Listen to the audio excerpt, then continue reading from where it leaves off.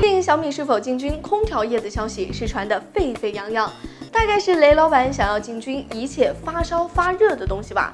不过思姐觉得，按照小米杂货铺的属性，造空调也是迟早的事情。毕竟米家智能家居市场已经从家用电器包办到了衣服、鞋子，况且跨界买卖早就不是什么新鲜事了。思姐见过视频网站做汽车的，还见过英语老师做手机的，所以小米做空调，我觉得可以，我觉得不行，我觉得很普通。然而思姐也不禁好奇，如果小米真的出空调了，会不会急着让用空调的朋友大夏天的还要每天早上10点开抢，或者是出了故障以后要在维修点排很久的队？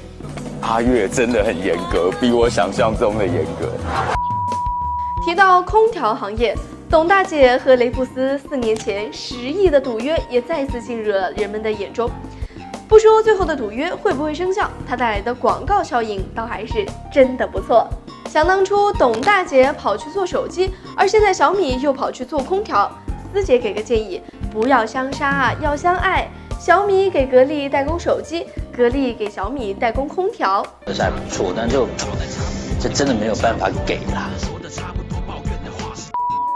眼看着赌约就要到期，也不知道这次的传闻是不是小米为了赢得赌约胜利的最后一击。虽然有人并不看好小米做空调，但你别忘了，雷军可是价格屠夫，他有100种的方式部署生态链，那么也就有100种的方式来搅动空调业。经历过与旧爱美的的失败联合，这次投向新欢长虹的小米又不知道会有怎样的结局呢？最后容许思姐猜想一下，这款空调的定价